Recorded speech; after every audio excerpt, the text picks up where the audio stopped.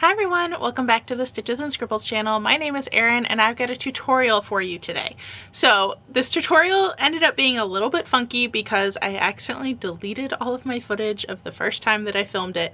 So the finished object that you're going to see is not the same as what I'm going to be using to show you the stitches in the tutorial, but that's fine. It is what it is. I still wanted to make sure that I got this tutorial out to you without completely starting over. So this is what we are making today. I sewed mine into an infinity scarf, but this is just a crochet scarf.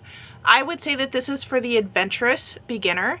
If you already know how to chain stitch and do half double crochet stitches, you should be totally fine to make this. I'll give you a close-up of what the stitches look like.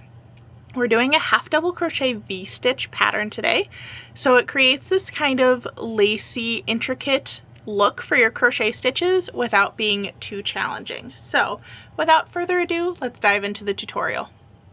Okay, let's dive right into the crocheting. So for this design, you're going to start with a chain to be the base of your project. And we want to start with a chain that's a multiple of 3 plus 2. And I'll kind of explain what that is in a minute. For your materials, we're going to do a yarn of any size. It really doesn't matter what this is. I'm using a plain worsted weight budget yarn for the purposes of this tutorial. Like I said, my original footage was lost for this, so the pretty yarn that you saw on the sample piece that I just showed you is not what we're going to be using today to learn the stitches. That was the one I did in the original video. And you want to choose a hook that's a little bit bigger than what the yarn label typically requires. So usually a kind of budget 3/4 weight yarn like this asks for a 5 or 5.5 millimeter hook. I'm using a 6.5 millimeter hook today just to give myself a little bit of extra room and to give better drape for those lacy stitches. For my sample today, I'm going to be working 14 stitches. So that's a multiple of 3, which is 12, plus 2 to make 14. So let's go ahead and start with that. 1, 2, 3, 4, 5, 6, 7, 8, 9, 10, 11, 12, 13, and 14. So this would be making a pretty narrow scarf if I was making a full scarf with this, which is totally fine. And if you're using a bulkier yarn than I am, then this is probably perfect for you. But go ahead and chain whatever number you want so that it looks like the length that you need. Again, making sure it's a multiple 3 plus those extra 2 stitches.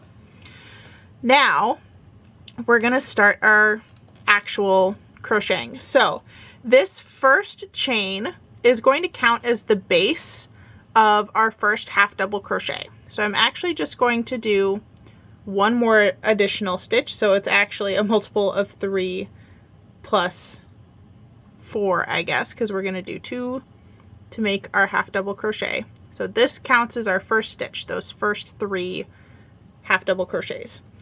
Then we're going to skip the stitch right next to the one that we're working on. So we're now working into the 1, 2, 3, 4, 5th chain from your hook. You're going to wrap your yarn, insert your hook into that chain, drop 1 loop, yarn over again, and draw through all of the loops on your hook. And that's your first half double crochet. Now we're going to work 1 chain space, and that chain space is going to tell us where to work our half double crochets in the next row. I'm going to yarn over again, insert into the same stitch, pull through once, yarn over, and pull through all of them. So it's a little hard to see right now, but those 2 half double crochet stitches make the V stitch that we're talking about. Now we're going to skip 2 chains and do a half double crochet,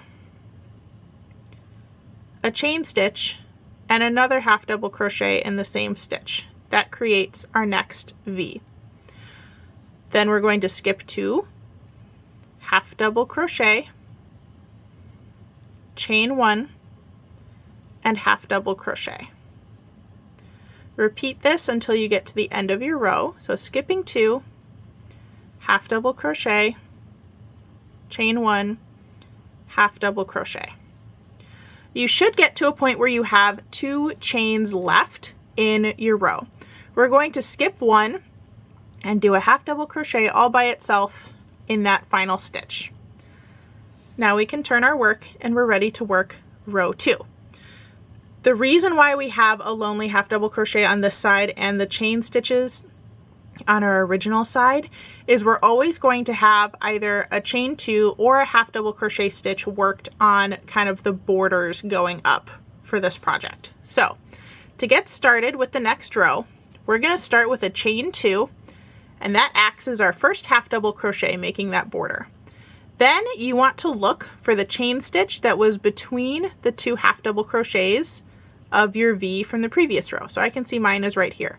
It's really tempting to work into what looks like this really big gap at first because that's where our double chain was at the bottom, but we don't want to do that. We want to work right between those 2 half double crochet stitches. Sometimes instead of looking for the hole, it's helpful to look at where the 2 stitches join together and then work right above it. So we're going to half double crochet into that hole and chain 1, half double crochet into that hole again. There we've made our first V in the second row. Then we're going to look for that spot again. So I'm looking for where my 2 half double crochets kind of converge, and then there's the hole that I'm going to work into. So half double crochet, chain 1, and half double crochet again. Keep moving along. Look for those 2 half double crochets in a pair, find the hole, half double crochet, chain 1, and half double crochet.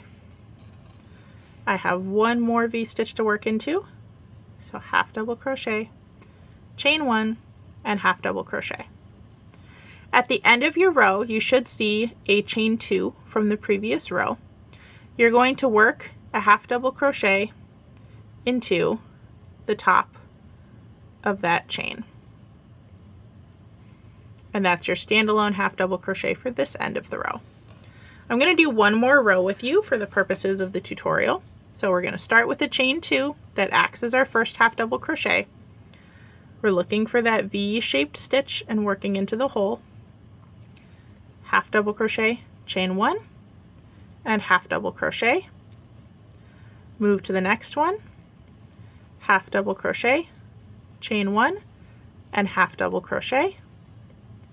Move to the next one, half double crochet, chain 1, and half double crochet.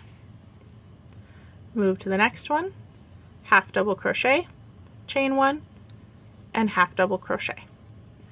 When you reach the end of your row, you're going to do a standalone half double crochet in that chain stitch to end your row. So this is the basic stitch pattern. The more and more rows you do of this stitch, the easier it's going to get to find those V-stitches, but you get this very pretty kind of lace effect stitch, especially if you were to block it and kind of pull it up straight. You'll see those V-stitches a little bit more clearly, but it also isn't really one that needs to be blocked because it's the same on both sides. So this is a reversible fabric that you're making. Go ahead and do this to the length that you want. And then if you would like to make it into a circular item like an infinity scarf, you would just sew one edge to the other edge after reaching your desired length. You can also add fringe or tassels, and it's really easy to work those fringes into any little holes along each edge. You can also use this stitch for something like a prayer shawl would be really pretty, or any kind of rectangular item. But if you want to make it into a scarf like what this tutorial was originally intended, you should be able to work it up in just a couple of short sessions of crochet. So go ahead and finish your piece to your desired length, add those tassels or that sewing if you need to, and then you are all done. And that's it for this crochet project. Like I said before, I sewed mine into an infinity scarf, but you can leave it as a plain rectangle scarf or even add some fringe to the ends if you want to add a little bit of extra decorative touches to your project. That's going to be it for this one. Thank you so much for watching. Please let me know in the comments down below if there are any other tutorials you'd be interested in seeing from me. I have a very long list of ideas, but I'd love to add more projects to the list. If you liked what you saw today, make sure you hit the subscribe button down below so that you can be notified of all of my crafty and book-related content right here on YouTube. And if you'd like to follow me on another social media site, that information is in the description box below. Thanks again for watching, and I'll see you in the next one. Bye, everyone.